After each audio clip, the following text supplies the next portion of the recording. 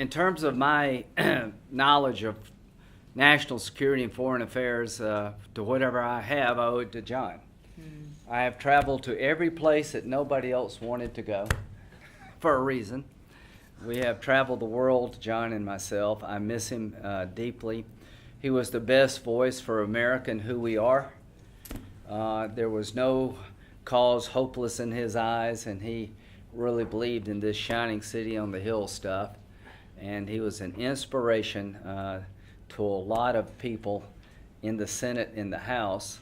And he passed on, I think, to me and many, many others that America's at her best when she's standing up for what makes us unique in the world, and that we shape history. We're not going to be run over by it.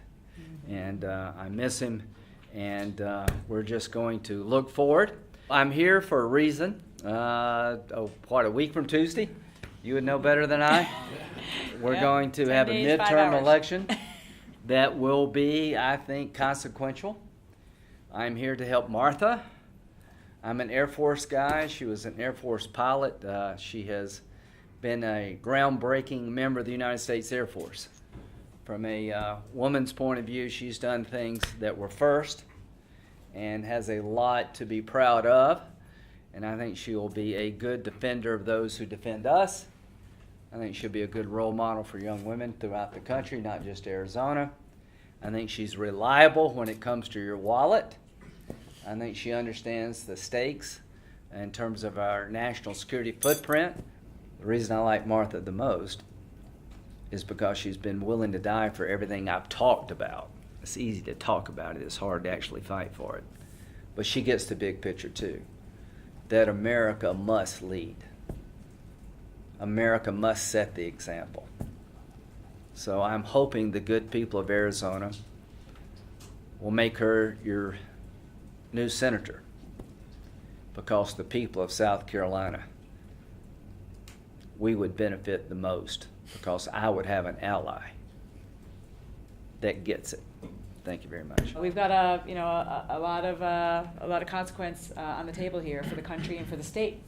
Related to this election, and we are absolutely down to the wire here. Most people have said they've already filled out their ballot. We just got to make sure that we do a couple more runs here and land the plane.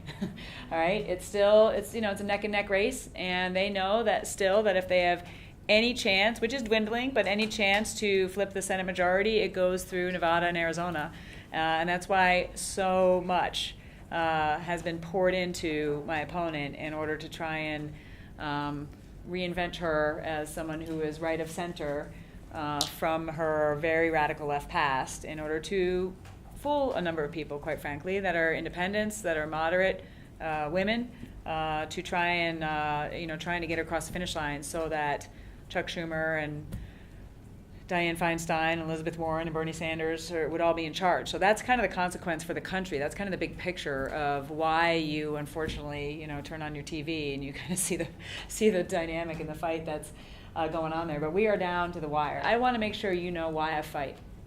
Not just that I fight, because I am a fighter, but why I fight. I benefited from the American dream that only comes in this country, right? My dad came from pretty humble circumstances. Not a lot of opportunity for him after losing his dad before he was born, and his mom when he was a teenager. Good student, hardworking, grew up with strong values, but just not a lot of opportunity. And so a couple of businessmen in his community said, this kid needs a shot, he needs a chance. And they helped him get a work-study scholarship to go to college. And then he served in the Navy, and he used his GI Bill to go to law school. So I come from a family of attorneys, by the way. And he was very driven to make a better life for us. I'm the youngest of 5 kids. I didn't know any of this at the time, but he was just very driven. Like, give back in service, serve to others, do something that matters with your life, be purposeful. He ran and was elected as the head of the school committee for our local, public school district. And I benefited from that. And my life was turned upside down when I was 12, and he very suddenly passed away. And it's the single biggest impact on my life. It nearly crushed me.